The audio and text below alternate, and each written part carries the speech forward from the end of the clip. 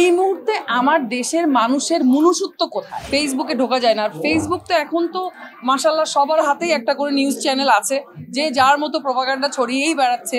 যে আমাদের সবার হাতে একটা করে ফোন আছে, ব্যাস খালি ভিডিও করতে হবে, ফেসবুকে দিতে হবে।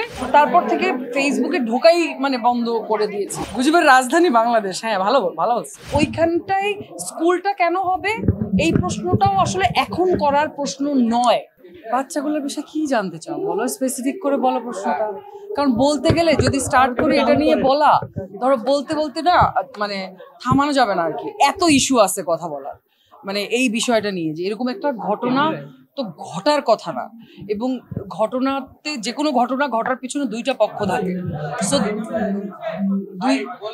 দুইটা পক্ষর মধ্যে একটা পক্ষ ভিকটিম আর একটা পক্ষ হচ্ছে ধরো ধরো ভিকটিম যদি আমি স্কুলটাকে ধরি, আর যদি আমি অন্য পক্ষ যদি বিমান বাহিনী, আর যেহেতু এটা দুর্ঘটনা বলা হচ্ছে তার মানে এটা ইচ্ছাকৃত না। কিন্তু ইচ্ছাকৃত না, ওকে ফাইন, বাট এইটা তো এই ঘটনা তো প্রত্যাশা করারও কোনো চান্সই নাই যে এরকম একটা জায়গায় ফাইটার প্লেন উড়বে, বা আসলে দায়িত্ববোধ কার কতখানি, এখানে কার আসলে কোন প্লেন ব্যবহার করা উচিত ছিল, কোন এরিয়ায় কে ফাইটার জেট উড়াবে না উড়াবে, এটা নিয়ে এখন কেন আলোচনা হবে?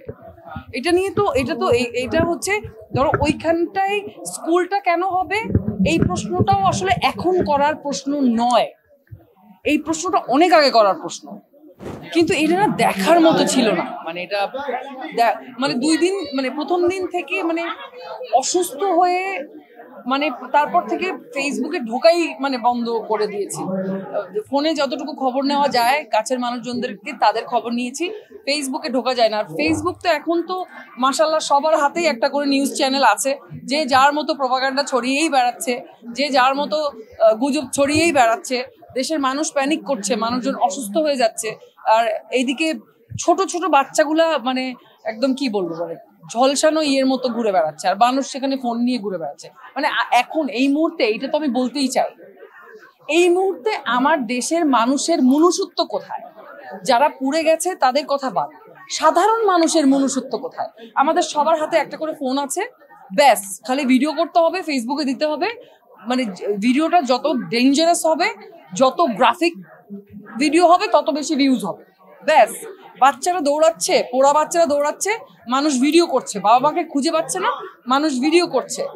পোড়া শরীর নিয়ে মানুষ রিক্সা খুঁজছে, সিএনজি খুঁজছে, কোনো সিএনজি ওয়ালা যাচ্ছে না, কোনো রিক্সাওয়ালা যাচ্ছে না, মানুষ ভিডিও করছে আর জিজ্ঞেস করছে ভাই কি হয়েছে। আমাদের দেশের মানুষ, আমরা যারা প্রতিদিন রাস্তায় বের হয়ে কাজে যাই, আবার বাসায় আসি, আমাদের ব্রেইন কোথায়? মনুষ্যত্ব কোথায়?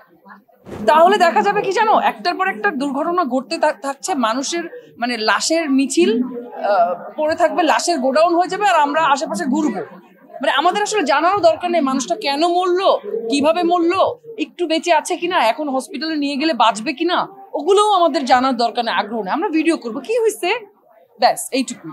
শুধু সিএনজি রিক্সাওয়ালা না, আমি ক্ষমা চেয়ে গণমাধ্যম কর্মীরা যারা ছিলেন ওখানে, আমি তাদেরকেও বলতে চাই, আমি অনেক গণমাধ্যম কর্মীদেরকে দেখেছি, কিন্তু সেটা পরিমাণে খুব কম, যে ক্যামেরাটা রেখে তারা রেস্কিউ মিশনে অংশ নিয়েছে। আমি অনেককে দেখেছি, কিন্তু আমি বেশিরভাগকে দেখিনি।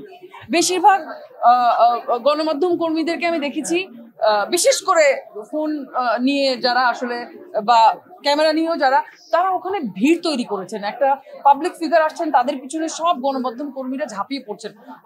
আপনাদেরকে সবার আগে সতর্ক থাকতে হবে। দেশে যে কোনো কিছু একটা ঘটলে আপনারা সবার থেকে ইম্পর্টেন্ট জায়গায় থাকেন, আপনারাই সংবাদটা প্রচার করেন। কিন্তু আপনারা যদি ওখানে যে আপনাদের জন্য যদি আসলে কি বলে যে ফায়ার সার্ভিসের গাড়ি আসা যাওয়াতে ঝামেলা হয়, বা উদ্ধার কার্যে ঝামেলা হয়, বা একটা ওই মুহূর্তে আসলে কে ওই ওই জায়গাটা দর্শন করতে আসলো, ঘটনাটা ওইটা ইম্পর্টেন্ট না। ইম্পর্টেন্ট হচ্ছে যে কজন বেঁচে আছে ওদেরকে কিভাবে তাড়াতাড়ি সুস্থ করা যায়, কিভাবে তাড়াতাড়ি হসপিটালাইজ করা যায়। এক্ষেত্রে আমি খুব অল্প কিছু গণমাধ্যম কর্মীদেরকে দেখেছি যারা ক্যামেরাটা আমরা ভুলে ওইখানে ঝাঁপিয়ে পড়েছেন উদ্ধার কার্যে। বেশিরভাগ গণমাধ্যম কর্মীদেরকে আমি দেখিনি। তো আমি এই কারণেই বললাম কথা।